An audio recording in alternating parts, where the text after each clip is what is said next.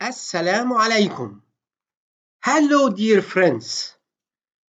This is one of a series of videos about hospital policies and procedures, which are written instructions on how staff members do different processes.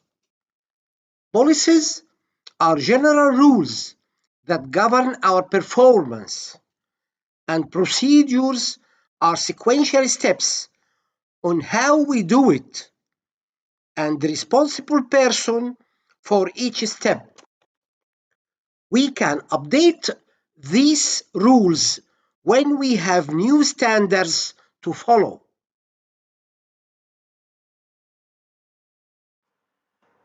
In this video, we will talk about the policy of restraints. For more videos, please visit my Facebook page, Healthcare Quality, and my YouTube channel, Dr. Hassan Kamel. If you like it, please support me with follow and likes.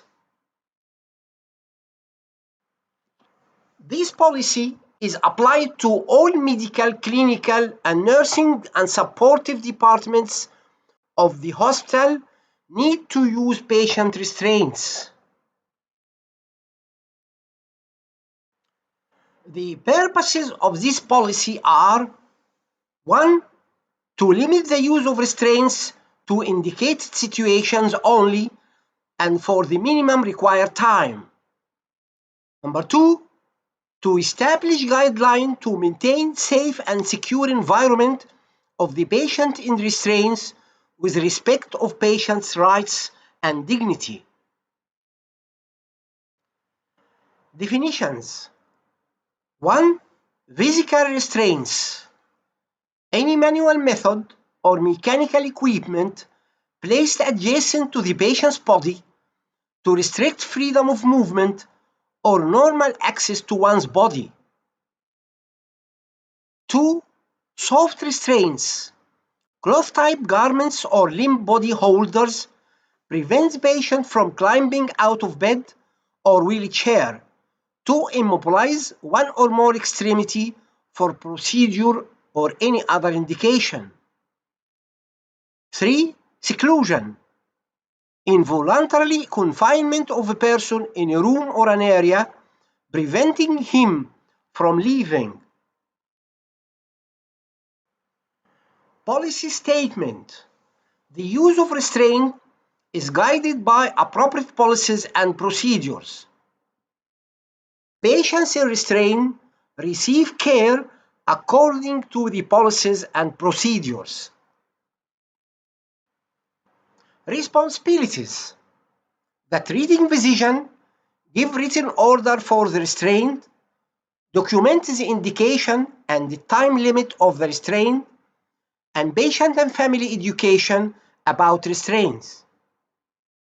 The nursing staff, implementation and monitoring of the restraints appropriately, documentation of the time and use of restraint, and patient and family education about restraints. Materials and equipment. Bedside rails, sheet, dressing pads, bandage, and wrist cuffs. Procedures. Number 1, patient family education. Reason for restraint, criteria for release, and alternatives to avoid in the future. Number 2, the treating physician will give written order for restraints, clarifying the indication and time limit of it. Restraints used for patients with non-psychiatric diagnosis, 24 hours. Restraints for patients with psychiatric diagnosis, whether adults or children. Number 3, the nursing staff, only competent staff members will apply the restraint. Number 4, a minimum of 2 staff should be present when applying restraints. Number 5, secure restraints to the bed frame, not bedside, at a point where the patient cannot reach while the nurse can release it. Number 6, the least possible restrictive restraints should be applied for the minimum required time. Number 7, the patient's privacy and dignity must be preserved all the times. Number 8, emergency restraints may be initiated prior to a written order. Whenever a competent staff determines that this is necessary, attending physician will be notified within 1 hour. The competent staff nurse will document the time, type, and indication of the restraint. Number 9, patient care and ongoing monitoring every 2 hours for position, circulation, skin integrity, privacy, temperature, device application.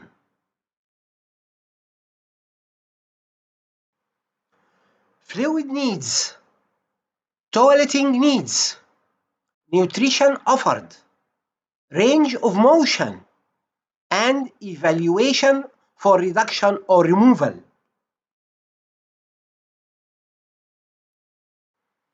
Attachments is an example of a restraint seclusion flow sheet used to document and follow up restraints.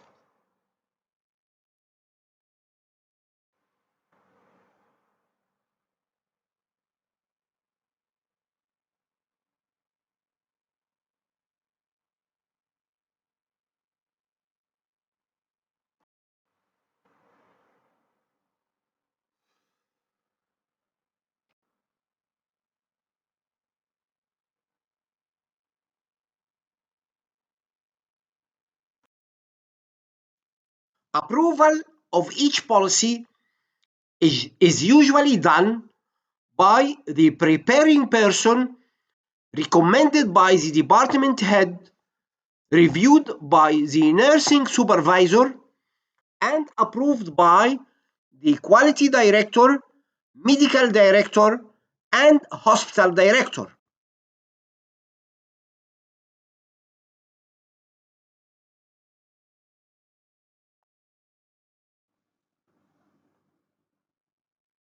Thank you.